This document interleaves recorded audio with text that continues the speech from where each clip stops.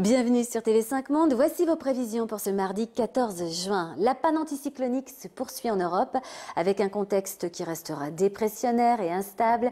Des îles britanniques au Balkan, on va donc retrouver un ciel assez changeant avec des averses orageuses à nouveau plus intenses du nord de l'Italie jusqu'à la mer Noire. Averses moins nombreuses du nord de l'Europe à la Russie en passant par les pays baltes avec même en prime quelques belles éclaircies et des températures, vous le voyez, trop fraîches pour la saison. 18 degrés à Paris, à Bruxelles ou encore à Genève pour trouver un temps de saison. Direction l'Espagne avec un joli 30 degrés attendu à Madrid. Allez, de la chaleur, on en trouvera aussi sur le continent nord-américain. On y va. De bonnes nouvelles pour le week-end grâce au retour de l'anticyclone des Açores sur le pays. Pas une goutte de pluie pour ce samedi. Alors on va regarder le temps pour ce samedi matin. Alors vous le savez, l'anticyclone des Açores revient. Il va nous offrir du beau temps. Mais il faut bien le dire, quand même, il y a quelques régions où les passages nuageux seront plus nombreux qu'ailleurs. Ce sera le cas au nord de la Loire et notamment de la Bretagne en remontant vers les frontières du nord, mais aussi depuis la Lorraine en descendant vers la Côte d'Or.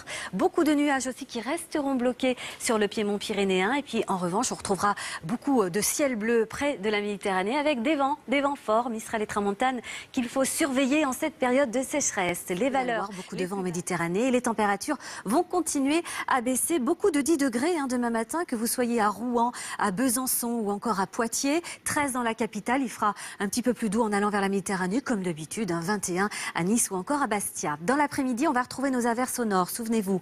Eh bien, ces averses vont gagner l'est de l'Île-de-France, le nord de la Bourgogne, une partie de la Franche-Comté. La bise se met en place et oui, c'est ce vent de nord qui va accentuer la sensation de fraîcheur sur au-dessus des moyennes de saison avec 27 à 33 degrés en général, un petit peu moins en allant vers Brest, Cherbourg ou encore Lille. Nous aurons 28 dans la capitale, 30 degrés entre le Berry, le Lyonnais, l'Auvergne et en direction comme ça du midi à Rodez par exemple.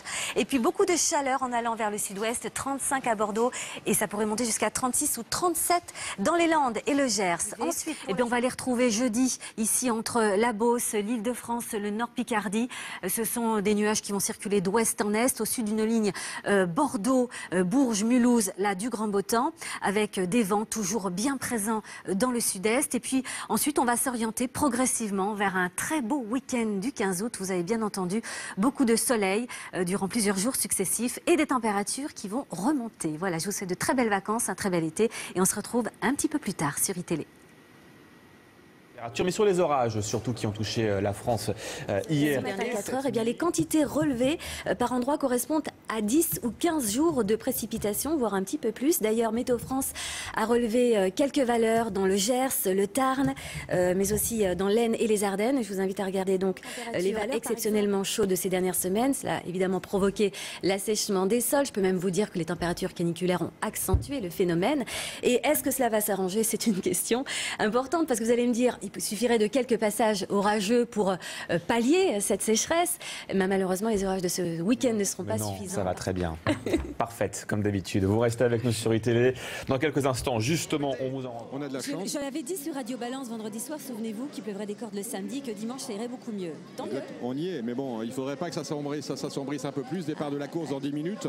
Pour le moment, ça tient. Le ciel ne craque pas. Mais bon, voilà. Marlène Duret, bonsoir. Vous êtes notre journaliste météo. Comment expliquer ces incendies? Ils sont dus à la sécheresse, au vent, c'est ça? Voilà, c'est ce que disait l'intervenant juste avant. Premier facteur, la sécheresse. Il faut dire que le mois de juillet déjà été déficitaire d'un point de vue pluviométrique sur l'ensemble du pays. En ce début du mois d'août, dans les Bouches-du-Rhône et le département de l'Hérault, on a eu quelques gouttes il y a 5 jours, 3 à 7 mm. Avec le vent et la chaleur, tout cela s'évapore très vite. Donc ça, c'est le premier facteur. En moyenne sur la France se situe entre le 20 juillet et le 10 août. Le 1er août se trouve être au cœur de la saison la plus chaude.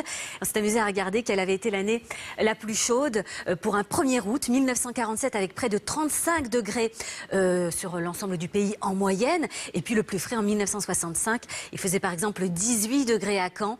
Seule la Côte d'Azur et l'Est de la Corse avaient dépassé les 30 degrés. Voilà, on se retrouve un petit peu plus tard pour d'autres prévisions météo. À tout à l'heure.